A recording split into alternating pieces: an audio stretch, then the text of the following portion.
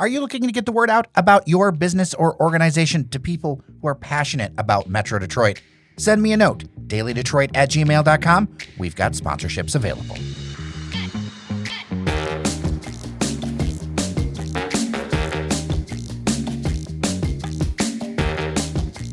Hello, everyone, and welcome to your Daily Detroit, talking about what to know and where to go in Southeast Michigan. I'm Jer and joining me is Norris Howard. Good to talk to you, sir. Oh, as always. And first, before we get deep into the show, I just want to say thanks for having me out over the weekend at Comerica Park for the Crystal Palace Sevilla match. Had a great time and enjoyed recording the show out there. So I just wanted to give you a thanks for having me. Oh, I appreciate you and I appreciate Fletcher. I think that whole event got a lot of people talking about a variety of things, but we're not going to get into a ton of that today. I'm going to save that for when Fletcher's around. On today's show, we're going to talk about one topic that has gotten national attention, 3134 Cass and its demolition. Owned by the Illich family or Illich-controlled companies since the mid-2000s, it's been falling into disrepair. The city actually had asked for a demolition back in 2018. That, of course, hadn't happened yet until last Saturday. Near the last minute, local advocates, the Detroit City Council, others stepped in and tried to stop this demolition of this building built in 1883. For a time, it was a heart of the Chinese American community in Detroit. It had a restaurant downstairs, a hub for one of the community centers. So there's a lot of affection in one group. And then also, of course, seeing online, there's a lot of people who are like, tear this down. And I think it opens up an interesting debate about what we want Detroit to look like going forward and kind of the factors that we have at play. And I know our whole team has been going back and forth around this thing. And guess what, Norris? You get the first crack because just by the dates and times of recording, it's you, buddy. Yeah, I just want to say this. For those who are unfamiliar, this is also centrally located in what was the historic Chinatown of the city of Detroit. And the thing is that for the vast majority of my life, over 35 years, nothing really was going on in this area. As you said, the Illiches have owned it for 20 plus years and didn't do anything with the building. And obviously, I think the bulk of the responsibility of the dilapidation of the building lies at the feet of the Illiches. They did not maintain the site. They did not maintain the building. So I think that's where the vast majority of the blame goes, as well as some on the city for not mandating that the Illiches maintain the site. I want to put that to the side for a second. And, I know that there's very emotional, very strong backlash from some people about preserving this building. And to be perfectly honest, tear it down and put something new there. Because for me, we have such an attachment to some of these buildings in Detroit. And when you go to other large cities that most of us consider what I would like to say thriving, they don't have this same attachment to certain buildings that are not historical because of their municipal use, historical because of their religious use, or historical because a major event took place at those buildings. The folks in this area left almost 30 years ago. If we're talking about the mid-'80s, there was a massive exodus of Asian American folks from this area to southern Oakland County and southern Macomb County.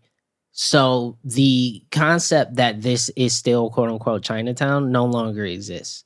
For me, the folks who are this upset about this building come off as people who just don't want something that they have memories to be changed, but that's the nature of progress in some cases. The hospital I was born in doesn't exist anymore. The school I attended from kindergarten to 8th grade is not open anymore and is probably scheduled for demolition. I'm not going to chain myself to those buildings and be upset that they're going to get demolished. No, make use of that land. I would feel better if you actually used it for something that people, needed or people were excited about. That's what I want to see happen. I just don't want a building to stand there just to stand there and say, oh, yeah, granddad used to work in that building. I don't care. And I don't think granddad would care either. So I have complicated feelings about this because I understand that people have attachments to things. And, as a Detroit history buff, And as somebody that, frankly, my dad lived over on Plum Street, and his area got bulldozed for the Lodge Freeway. So we cannot underestimate that, yes, there was an exodus, but you know what? The city and the state pushed a lot of those people out there by bulldozing the Lodge. My dad lived where MGM Grand Casino is in DT. Like, there was a systematic destruction of neighborhoods in Detroit. In Corktown, there were far more residential, and they had this like inane plan to be like, we're going to industrialize parts of it, and it still scars Corktown. Mm-hmm. So I understand where you're coming from, but I do think that there were structures and systems that pushed those people out, and terrible and racist planning decisions. Because, that's part of the thing, is that the Chinese community endured a lot of persecution in that time. And that's not to compare it to anyone else, but I think it's more complicated than they left to an extent, right? I feel you, but I'm going to push back on that a little bit, because you're absolutely correct. However, when we look at the same things that were happening in the Black community, like with Paradise Valley and Black Bottom, those people still stayed within the city limits for the most part and created their community still within the city. We're talking about a community of people that, even though they were pushed out, there was not the same energy to remain in the city and create a new Chinatown elsewhere. They did that in another part of Southeast Michigan in Oakland County. And I'm not saying that didn't have some racist elements to it, and I'm not saying that those people's struggles were not valid.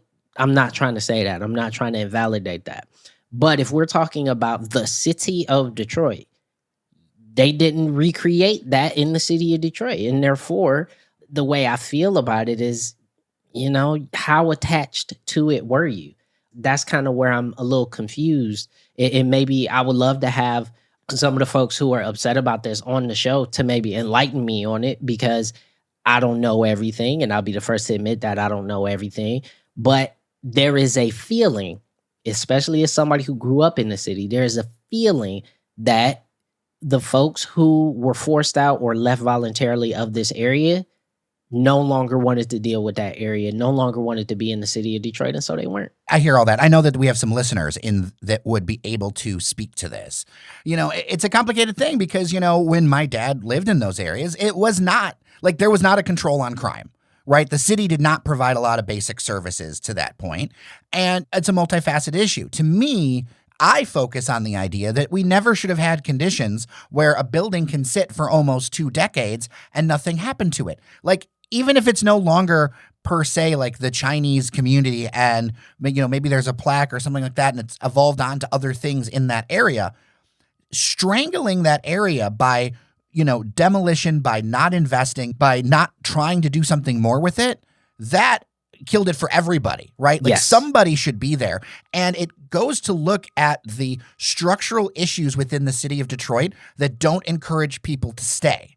Right? Because right now you've got black flight happening in the city of Detroit. 1,000%. Because the structure is broken. We don't want to talk about that. We need a system that benefits residents and businesses, not one business. Look, we went to that Sevilla game and everything else. Like, I'm not a absolutist about this stuff, but I'll call a spade a spade. And we need to focus on development that is for people and businesses. We've done so much to erase physically so much of Detroit. And the time is ticking on so many of these historic buildings because Mother Nature has been let in, and that just starts the clock real fast. Once you lose a roof, everything goes to hell really quick. So to me, if we're going to do all this, we also need to make it easier to rebuild. And I'll be honest with you, I don't see that happening at scale. I see projects here and there. I see large incentive things and spots of progress, but we aren't thinking cohesively. Like, that should be the most dense area of Detroit. It used to have like 10,000 people, in that neighborhood. Like, I know the stories from my dad. I've heard the stories from other people. Like, my dad drunk at the old Miami before it was old. And like, to me, we have erased an area, and what for? Why is it that we have a city where even if a group decides to leave, there isn't another group that comes in and says, all right, well, we're going to do something here. Like, how is it that we can build a city? How is it we can call this city functional if we can choke out whole square miles in the closest area of town? You don't get a disagreement from me on this particular point of it, because we see it all across the city. And the issue is that it's visible down there. And everybody sees it. And everybody sees it. But that's happening all across the city. There are entire commercial swaths of the city of Detroit that are just not invested in whatsoever. But it makes it more egregious in the midtowns and the quirk towns and whatever, because you know that there are literal billionaires holding on to these plots of land and not developing them. And that's why I started my comments with that. To me is the sort of scarlet letter, if you will, on top of the whole situation. Because I can differ with how people react to the building being destroyed, but ultimately the context for the building even being in the state that it is because it just wasn't touched. It was owned, but wasn't touched for 2 decades. And the part that frustrates me, and Jer, I'm right there with you talking about how dense this area should be. The part that frustrates me is that you see people trying, but because these buildings are still there, because there's the lack of investment in the address directly across the street from you or down the street from you, you're not going to get the same level of density, of foot traffic, of all that other stuff that you would in other parts of the city. Part of why Midtown was Midtown in the 2010s, when people were talking about, oh, Detroit is coming back, Midtown is all, look at all this new business and all these new people, is because for the most part, you could stay in Midtown and do most of the things you wanted to do. You could get groceries, you can go to get coffee, you could go to the bar, and you had a few things for entertainment within walking distance. And it just stopped. Like right south of Mac, it just stopped. So, that's the thing that frustrates me, because even if the Illiches or whoever owns these plots of land would just say, all right, we're going to take this land and we're going to just, even if they didn't do anything but put a stupid chain there, all right, we'll put a Chick-fil-A right there. All right, fine. Then guess what? People go to the freaking Chick-fil-A and they have a good time and it makes the whole area just feel better. All right, cool. Nobody's doing that. And it makes the entire area suffer. And it's just really, really frustrating. But am I tied to the building being historical or not? No. Tear it down, put something cool there. That's how I feel. This conversation, I was going to save this for Devin, but this conversation makes me think a piece of listener feedback that I got recently from Brian. I'm going to read it for you, and I want to get kind of your reaction on it because we're talking about Midtown. From Brian says, being the new restaurant procrastinator that I am, I hit Mezcal Midtown for lunch today. After listening to your podcast last night, I figured I shouldn't wait. I concur with Devin in that it was quiet. 4 customers at the bar and 1 other table occupied on a Saturday at 2 p.m. Biking past Shangri-La just a block west, I witnessed a busy place, confirming your conjecture on location in the city. Food was delicious, if a bit pricey. I will return, though not often. While I've got you, just an observation on Midtown. While biking, you get an on-the-ground view versus driving to a destination. Midtown is not looking good since the pandemic. Up till 2019-2020, the area was hopping, Woodward Avenue bustling. Midtown was finally resembling a cosmopolitan city. No more. Except for a few pockets of activity, it's desolate. Empty storefronts galore, especially on Woodward Avenue. Street people and the homeless dominate the scene. Where did everyone go? The vitality is gone. Perhaps a future podcast topic. And that's from Brian. Yeah, I think there are 2 factors. I think number one, if he went during the summer, it's the summer, so you don't have a lot of student foot traffic that populates Midtown. If you're down there in late August, early September, it's a very different feel to that neighborhood. So I think that's a big deal. Even in the wintertime, there's still copious amounts of foot traffic because of Wayne State University. That is a factor. I think we shouldn't ignore that part. However, I agree. I think the location of that restaurant is not ideal. It's right next to a gas station, which is not appealing to me and not appealing to a lot of folks. The parking over there is not great. It's pretty atrocious. So that's another issue. But I think overall, to the comments, the thing about Midtown that made it cool was that it was an area of town in a bit of the same vein as Eastern Market was a few years ago, where a lot of these people were artists, a lot of these people were creatives.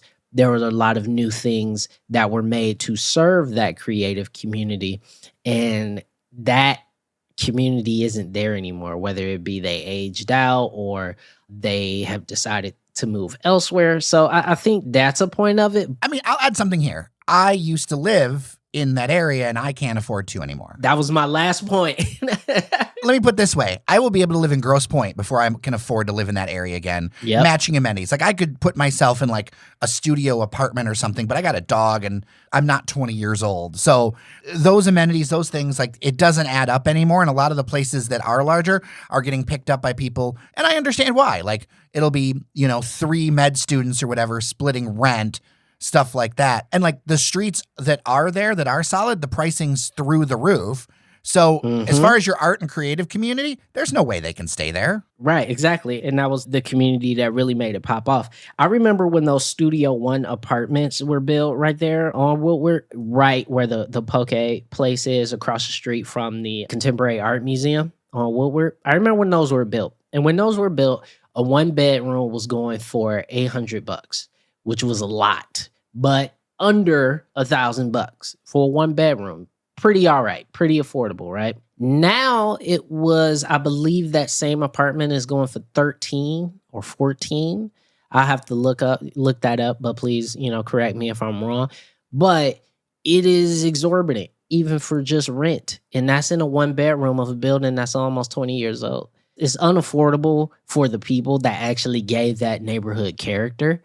And it's a bit sad. I mean, Cass Cafe is closed down, and that was the crowd of Cass Cafe. I went there often back then. Yeah, it was artist types, writers. Some, you might run into your professor at Cass Cafe. It was great. It was a fantastic place to go and eat and chill and meet up with folks. And now that's gone. And it's just another loss of another third space. 3rd Street Bar is closing now, which is another loss of another third space. Is there such a thing as like hyper gentrification? Yes. So like I think about this and go, when a bunch of people moved in, from outside or whatever, there were a lot of calls of gentrification. And then it feels like that crowd then got pushed out, like in the span of like the pandemic or whatever. And it's almost like, where did the middle go? We went from like 0 to Lux. I'm just reflecting what my listeners, St. Clair Shores, Warren, Grosse Pointe Park, Dearborn, moved out because it didn't make sense anymore for them. And obviously students will fill back in. And it's hard because from a development perspective, you need to get a certain amount of rent to make some of these new things make sense. But like there is this huge disconnect in this region. And I hear it from people a lot where they don't feel like they're making anywhere near enough money to pay for the kinds of things that they want. And I have to reflect that from our listeners because that's what I hear. It's like, I don't want to live in St. Clair Shores. I used to live in the city, but that's what I can do. Yeah, it's unfortunate. It's this boom bust cycle that each time it happens, the price goes up. You know what I mean? And that's the sad part because, like I said, I spent many, many years in Midtown, had a lot of good times in Midtown. And I would see places like 3rd Street and I would go, dude, 3rd Street is never closing. They're always going to have clientele. They're always going to have stuff going on. More people are moving to this area. This is going to be a great neighborhood bar for a lot of people. And sure enough, here they are closing down after being there for forever. And, I just feel really frustrated about it because when you have a certain demographic of people, when you're catering to the power elite or those who, may net, multiple 6-figure gigs, I'm not sure the local dive bar is their scene. So you lose all the dive bars. I'm not sure if Marcus Market is their scene. So you lose the local market.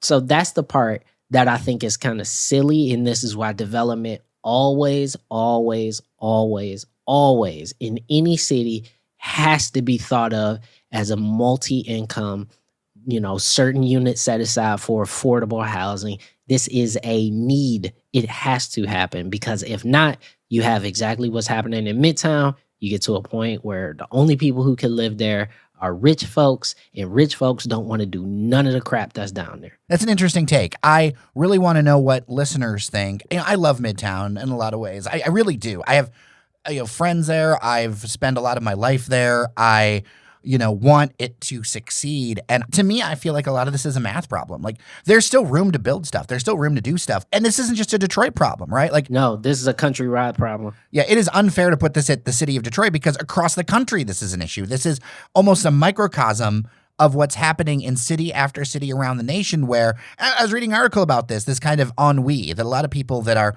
our age feel where it's like we're theoretically doing better, but we can't have the things that our parents did. Exactly. And there's going to be a big issue, unfortunately, when a lot of baby boomers do pass away and pass along some of these mortgages to their children, and their children aren't going to be able to afford the mortgages. What do we do then? What do we do as a nation? That's going to be really, really challenging. Well, we went way into this topic, way more than I thought we would. But, I really appreciate your thoughts, Norris, even if I don't agree with some of them, but that's what our audience is for. dailydetroit@gmail.com, 313-789-3211. A reminder that our show is 3 days a week, this week and next, for my birthday. So Monday, Wednesday, Friday. So next time you'll hear us is Devin O'Reilly on Friday. Norris Howard, so good to talk to you. Yeah, man, it was great to talk to you as well. So with that, I'm Jer Stays. Remember that you are somebody, and we'll see you around Detroit.